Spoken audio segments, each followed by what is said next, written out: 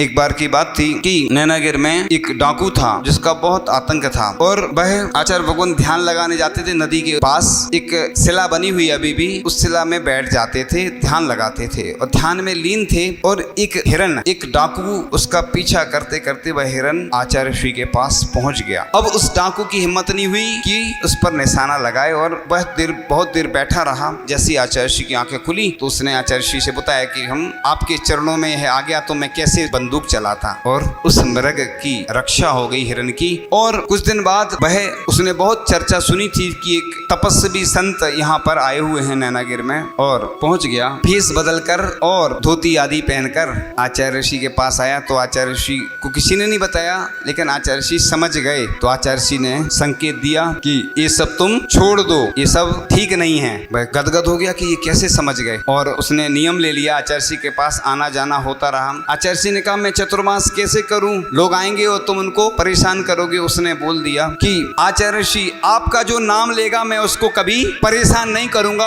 और जितने लोग आते थे, कोई भटक जाता था वो छोड़ने स्वयं आते थे। उनके जो डाकुओं के जो सदस्य थे जो उनके समूह में, वो खुद छोड़ने आते थे। सोचो आप, ऐसा कहीं देखने को। फिर उसने समर्पण कर दिया था पुलिस को।